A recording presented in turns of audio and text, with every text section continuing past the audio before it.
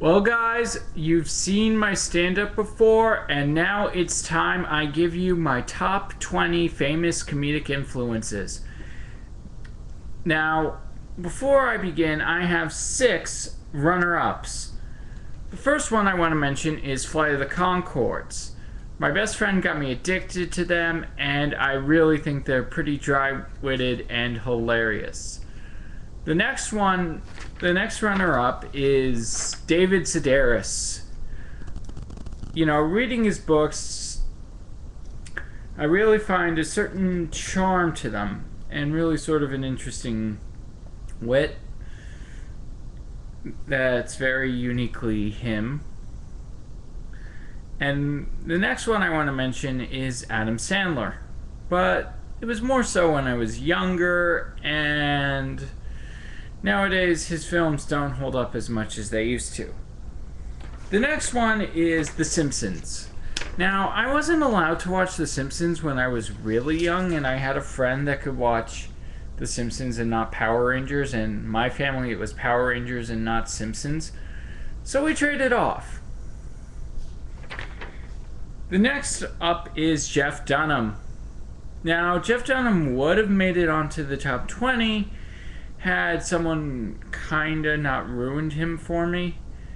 I was actually watching Dunham tapes at their house, and they kept saying the lines and kinda ruining the act.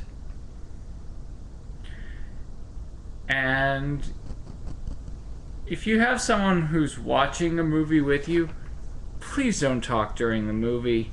It's really degrading.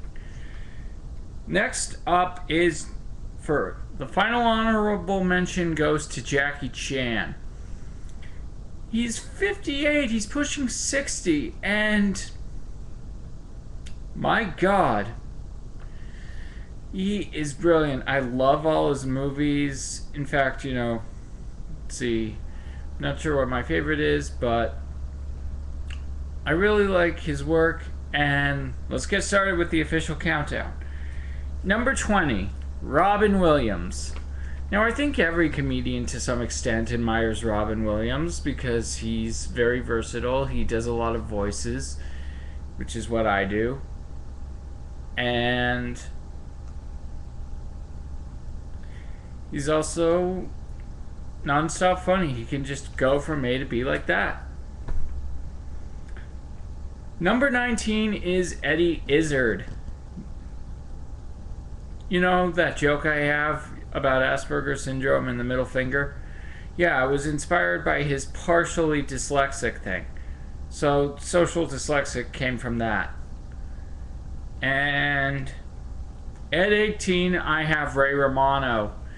And, I really gotta say, the cast of Everybody Loves Raymond, especially him and his number 17, Brad Garrett. Funny. I mean, Brad Garrett he's a mammoth. He's huge. And I really enjoy his work as Robert, and it was just so hilarious. Number 16 is Futurama. What can I say? Matt Groening, you know how to make some really awesome cartoons. And Futurama is actually better than The Simpsons, in my opinion, because it's actually pretty, it's got a nicer set of characters. I mean, sure, The Simpsons started the genre, but of this whole adult cartoon industry, but I think Futurama perfected it in a lot of ways. Number 15 is Jim Carrey. I've seen a lot of his comedy films, and let's see, The Mask, it's one of my comedic, but I think my favorite movie he's actually done is The Majestic. That is a really good movie, and if you haven't seen it, I highly recommend checking it out. It's not a comedy, but it's a really good feel-good movie, and if you haven't seen it, check it out. Number 14 is George Carlin. Granted, my comedy isn't as crass as he is, and the 7 things you can't say on TV routine, everybody remembers that. Oh, another honorable mention, Rodney Dangerfield. The one-liners, brilliant.